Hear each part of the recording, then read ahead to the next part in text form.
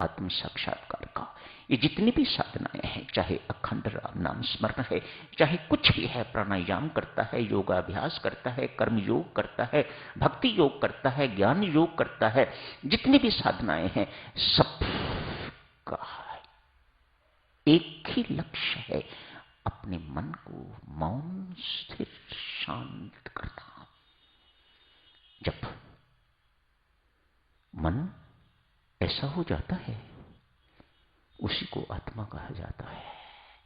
कैसी भेद की बात है, उसी को आत्मा कहा जाता है। मानो वह आत्मा जो हर वक्त सोच विचार में डूबा रहता है, उसे मन कहते हैं।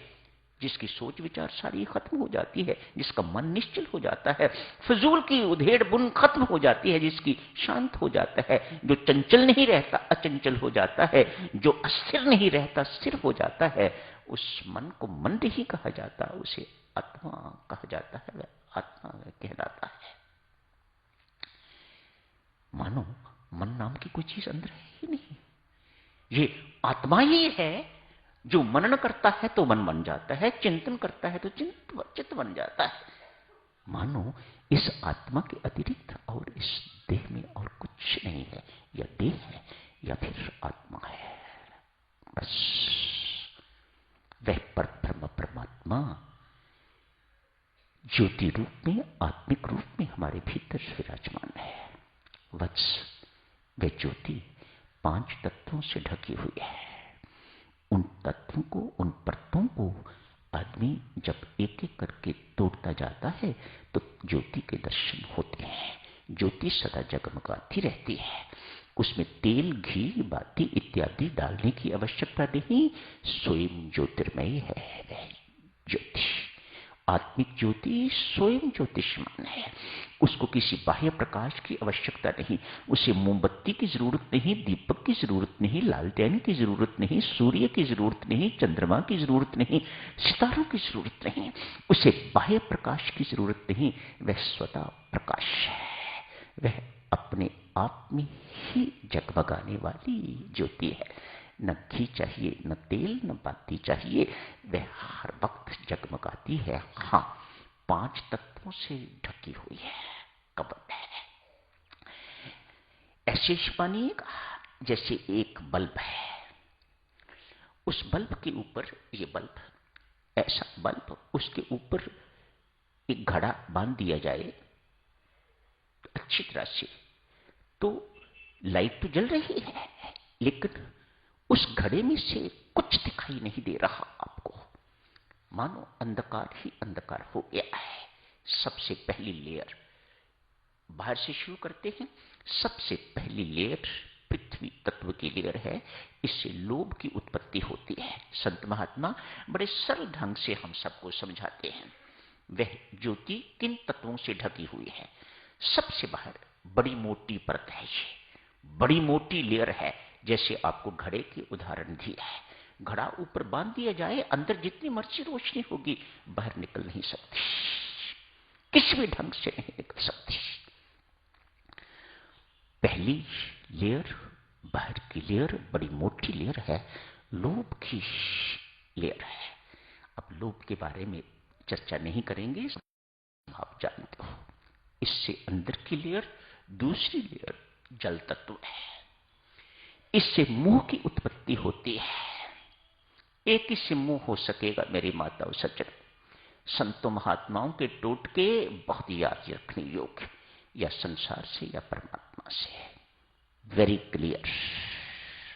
जब तक संसार के प्रति मोह बना रहेगा तब तक परमात्मा के साथ मोह नहीं हो पाएगा। Be sure about it.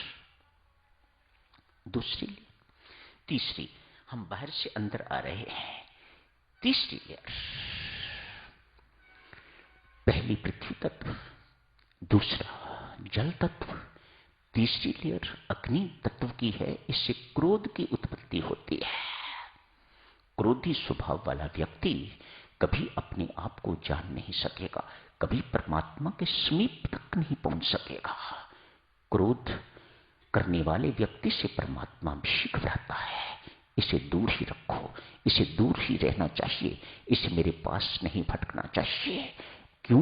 मैं मौन हूं, मैं शांत हूं, मैं हर वक्त आनंदित हूं।